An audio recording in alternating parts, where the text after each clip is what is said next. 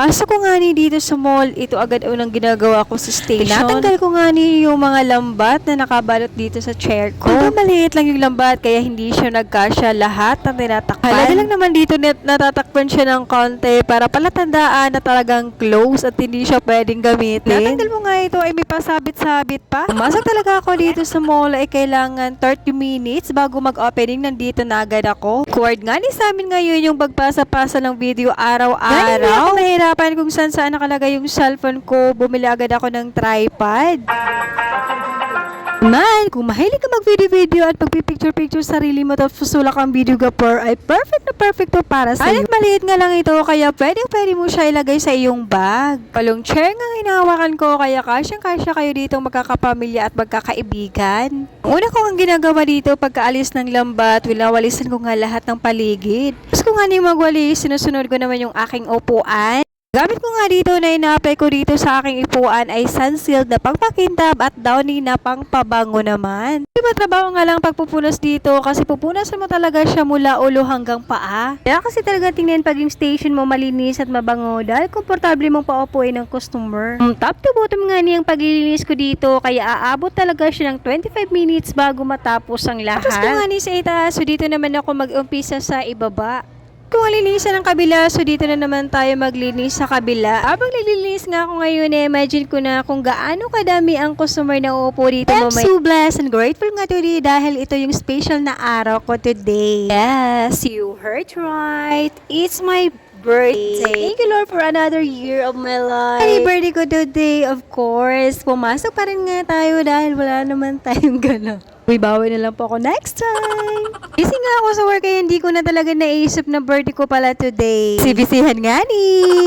Super duper thankful and grateful nga ako ngayong araw na to ko dahil binigyan po ako ng Lord ng panibagong taon to celebrate my birthday. Thank you so much Lord. Thankful nga niya ako kasi this 2026 meron akong work. Every day pagkagising ko I am so blessed. Thankful talaga kay Lord for giving me a healthier and opportunities to become a good content creator as well. Of course, to all you guys, thank you so much for continuing support to my channel. Tapos kung aling linisin ng harap, so dito na naman tayo sa likod magkakalkal. Sabi ko lang talaga kung naghahanap ka ng maalawalang trabaho ay piliin mo na yung rest and go. Lang naman talaga dito dapat ay muscle stock. Of course, dapat marunong ka din maglinis-linis, sanitize. Kasi ako dito sa likod ay tinutupi ko siya para mabilis ko maabot yung mga alikabok sa pinakadulo. Linis na naman siya pero ito yung ginagawa ko is pahapyo lang para magkaroon ako ng video dahil araw-araw kami ipapasend ng video sa aming country manager. Kasi nagbabantay dito whole day, kaya gusto nila makita kung paano namin i-sanitize at ilinis yung station na hawak namin. Hirap nga lang dito maglinis dahil napakasikip talaga yung area ko dito. Gawa ko na lang talaga dito ay side view doon, side view dito, para magkakasya lang talaga yung aking katawan. Araw-araw ko nga siyang pinupunasan kaya hindi masyadong madumi at alikabok. Kung nga maglinis dito ay patayo-tayo na lang ako din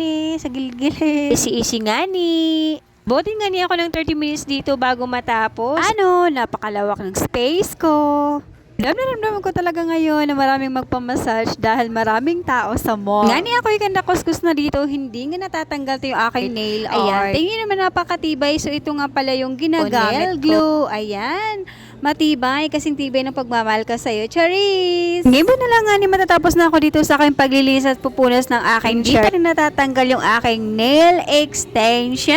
Maaga pa nga lang nga ngayon pero meron na agad tayong ito customer. Kaya naman nga ni. Last nga ning pinapabel ko sa kanila, ito yung worth of 100 pesos which is 30 minutes. Sulit na nga ni. Wala pa. Kasama rin ito. Ngayon imagine ko kanina na maraming magpamassage today. Aldo ka na nga ni. Break time. Nga ni, kaya sasabit ko muna yung aking signage. Break time. Sa food court, Jollibee, mga inasal, McDo.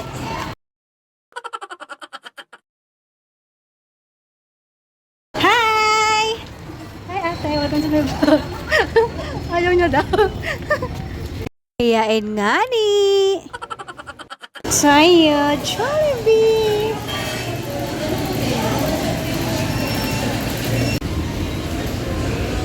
Every moment we celebrate.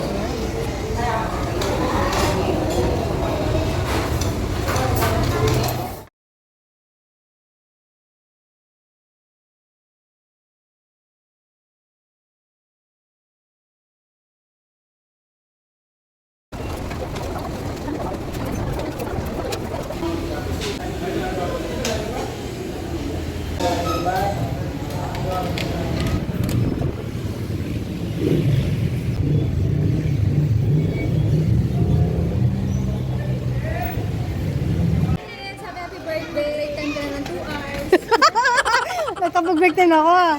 Ikaw. Ganda. Kasi halos naman magpaganyan na yung mga senior citizen pag nangangalay sa kaantay. Thank you so much.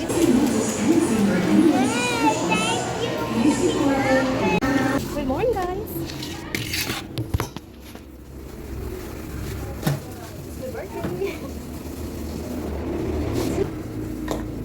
Let's eat.